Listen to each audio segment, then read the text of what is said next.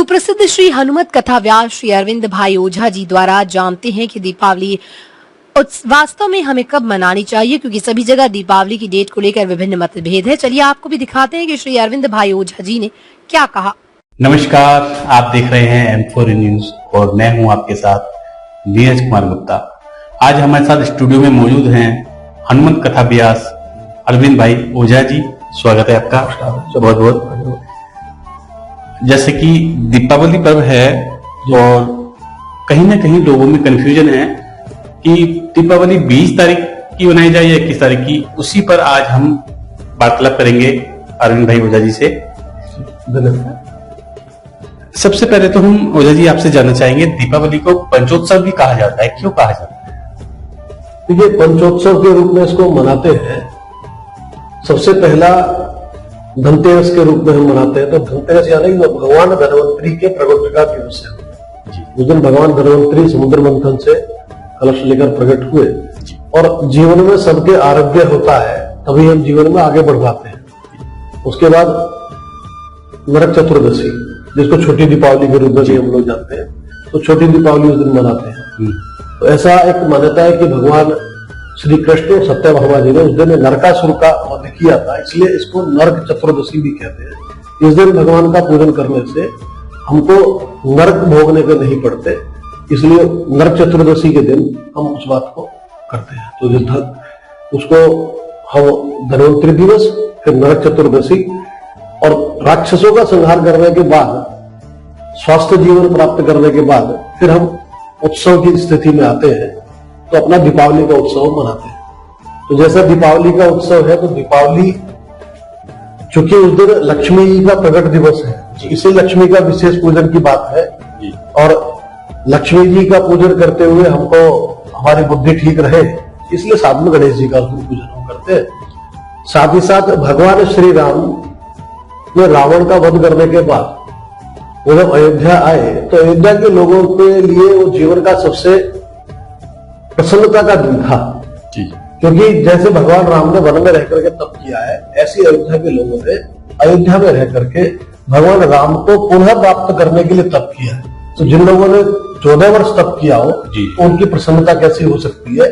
तो इसलिए आज देखिए योगी जी, मुख्यमंत्री जी कैसा दीपोत्सव पूरे अयोध्या में मनाते हैं, तो वो दीपोत्सव उसके नाम से मनाते हैं।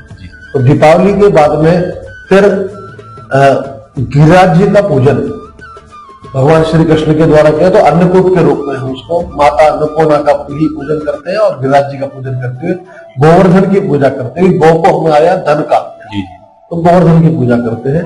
और उसके बाद फिर हम भैया दूज की पूजा करते हैं। और ऐसे करके ये 5 उत्सव है। तो भैया दूज के दिन बहनों का भाइयों का एक महत्व है। तो उस दिन ऐसा बताते हैं कि यमुना जी में भाई बहन दोनों स्नान करते हैं, तो उससे यम के फांस से भी मुक्ति प्राप्त होती है। चल ओझा जी, इस प्रकार जैसे कंफ्यूजन है, कई प्रकार के मतभेद भी है कि दीपावली 20 तारीख की मनाई जाए या 21 तारीख की, तो आप के हिसाब से किस डेट में हमें धनतेरस और दीपावली मनानी चाहिए? देखिए, धनतेरस का जहां तक प्रश्न है, तो धनतेरस को हमें प्रदोष काल के अंदर शाम के समय हमको पूजन करना चाहिए। जब सूर्यास्त हो जाए तब हमको यम दीपक जला करके और फिर पूजन करना चाहिए। तो धनतेरस हमको शाम के समय पर पूजन रहे, तो धनतेरस का पूजन तो उस दिन हम करेंगे। दूसरा, जैसे एक कंफ्यूजन की जो बात है, तो जो भ्रम की स्थिति उत्पन्न होती है, ये हिंदू समाज में कुछ चीजें ऐसी हैं जो लोकाचार के नाते हैं, लोगों के समझने का विषय। सूर्योदय से तिथि से जो तिथि होती है, वो हमारे उस दिन की तिथि मानी जाती है। लेकिन जो उत्सव है, उत्सव मनाते समय फिर बहुत सारी चीजों का अलग से विचार होता है। तो कहीं पर नक्षत्र के आधार पर त्योहार बनता है, कहीं पर चंद्रमा के आधार पर त्योहार है, कहीं पर हमारे त्योहार जो है वो सूर्य के आधार पर है। तो सब चीजों का एक मिला जुला स्वरूप होता है। तो इसलिए विद्वत लोगों के द्वारा निर्धारित होता है कि कब करना चाहिए। तो वो निर्धारित करते समय भारत में 2 प्रमुख स्थान एक बार कहे जाते हैं। एक उज्जैन है और दूसरा है काशी। काशी विद्वत की स्थान है, विद्वत परिषद वहां रहती है। और उज्जैन के अंदर काल गणना जहां से प्रारंभ हुई है वो उज्जैन। तो इसलिए उज्जैन और इसके आधार पर पंचांग बनते थे। पूरे देश भर में घर में लोगों के पास पंचांग होते थे, हर मंदिर पर पंचांग रहते थे। उनके आधार पर स्थानीय जो पुजारी है हमारे, उनको त्योहार बताते थे, हम करते थे। लेकिन जैसे जैसे संचार का माध्यम बढ़ा उसके कारण से समस्या है, और उसी की यह समस्या है कि हम बहुत सारी चीजों को जान लेते हैं, इसलिए उसकी टेक्निकलिटी में नहीं आना चाहिए। लोकाचार है तो लोकाचार के नाते तो लोकल स्थान पर जो चीजें उत्सव मनाई जाती है उसको हमको करना चाहिए। तो जहां तक दीपावली कब मनानी चाहिए का प्रश्न है, तो दीपावली मनाने के लिए विशेष ध्यान रखने की बात है कि अमावस्या की रात्रि को दीपावली का उत्सव होता है। तो अमावस्या की रात्रि अर्थात जब भी प्रदोष का यानी सायं के समय अमावस्या है, जब सूरज ढलता है, सूर्यास्त होता है, उस समय पर जो प्रदोष होती है उस काल के अंदर जब अमावस्या है, वो अमावस्या जब आगे रात्रि को चलती है तब वो जाकर के वो हमारे इसके लिए उत्सव के लिए वो तिथि शुभ मानी जाती है। कुछ स्थानों पर क्या है कि जैसे इस बार 3:44 पर दिन में अमावस्या आ जाएगी और अगले दिन 21 तारीख को वो 5:55 या 45 के आसपास वो रहेगी। तो जहां पर 45 मिनट से 5:45 से पहले सूर्यास्त हो रहा है, वो लोग 21 को भी मना रहे हैं। लेकिन साधारणतः पूरी अहोरात्रि अमावस्या 20 तारीख की है और प्रदोष काल में वो आ जाती है। तो ऐसे प्रदोष काल में हम अमावस्या के दिन दीपावली का पूजन करते हैं। तो मेरे अपना मत है और वो विद्युत के लोगों के द्वारा जो बात बताई जाती है उसके आधार पर मैंने कहा है। तो 20 तारीख को हमको दीपावली का उत्सव मनाने का यहाँ पर विधान किया। तो 20 तारीख में दीपावली का त्योहार और धनतेरस का 18 तारीख में 18 तारीख। जब दीपावली पर माँ लक्ष्मी का पूजन किया जाता है, इसका क्या महत्व है और किस प्रकार हमें ये पूजा करनी चाहिए? देखिए, सर्वाधिक जो इस बार दीपावली के पूजन का जो समय है वो हमको शाम के समय प्रदोष काल में करनी चाहिए। तो शाम के समय से लेकर के और 8 बजे तक अभी हम कर सकते हैं उसका पूजन। और इस बार फिर रात को हमको 11:15 से लेकर के और 12:30 के बीच में ये 2 इस प्रकार के शुभ मुहूर्त है। उसके बाद भी हम अगर अपनी आवश्यकता के अनुसार इस बार पूरी रात्रि भी अगर कहीं किसी समय करते हैं पूजन तो उसमें कोई दिक्कत नहीं। ये सर्वाधिक शुभ मुहूर्त जो है ये 2 समय है, इन समय पर पूजन करना चाहिए क्योंकि लक्ष्मी जी के प्रकट का समय है। इसलिए लक्ष्मी जी का हम पूजन करते हैं और साथ में हम गणपति जी को स्थापित करते हैं। लक्ष्मी जी और गणपति जी दोनों अलग अलग हो तो ज्यादा उपयुक्त रहता है।